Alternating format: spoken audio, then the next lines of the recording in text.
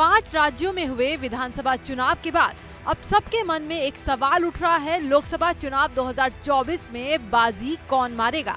NDA या India alliance में से किसकी सरकार बनेगी? आखिर धरातल पर माहौल क्या है? जमीन पर किसकी पकड़ कितनी मजबूत है? वो कौन से मुद्दे हैं जो आने वाले लोकसभा चुनाव में बड़े होने वाले हैं? एबीपी सी वोटर के सर्वे में जो तस्वीर सामने आई है वो हैरान करने वाली है। सर्वे के मुताबिक बेरोजगारी का मुद्दा सबसे बड़ा होने वाला है।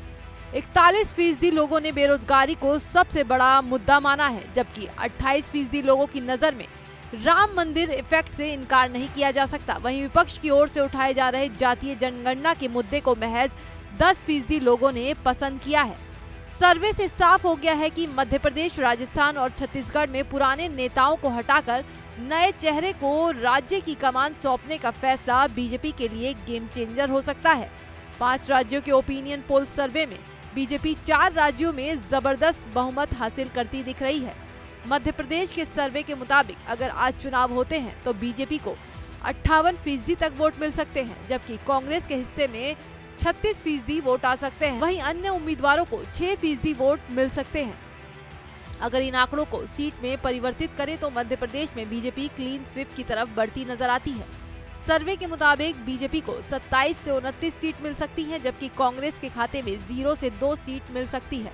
वहीं अन्य के खाते में एक भी सीट आने का अनुमान नहीं है। वहीं राजस्थान में लोकसभा चुनाव में बीजेपी का जादू चलने का अनुमान है। एबीपी सी वोटर सर्वे में बीजेपी लोकसभा चुनाव में भी विधानसभा चुनाव वाला प्रदर्शन दोहराती नजर आ रही है।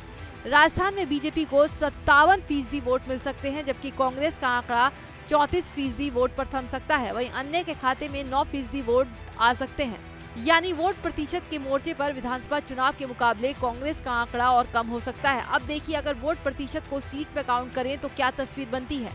बीजेपी को 23 से 25 सीट मिल सकती है तो कांग्रेस को 0 से 2 सीट मिलने की संभावना है।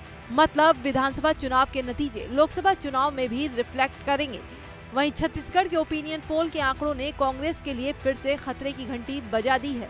छत्तीसगढ़ में बीजेपी को 55% वोट मिलने का अनुमान है तो कांग्रेस के खाते में 37% वोट जाते दिख रहे हैं। अन्य के खाते में 8% वोट जा सकते हैं। छत्तीसगढ़ में कुल 11 लोकसभा सीट है, इनमें से अधिकतर पर बीजेपी का कब्जा हो सकता है। ओपिनियन पोल के मुताबिक बीजेपी को 9 से 11 सीट मिल सकती है, जबकि कांग्रेस के हिस्से में सीटों का आंकड़ा 0 से 2 के बीच सिमट सकता है।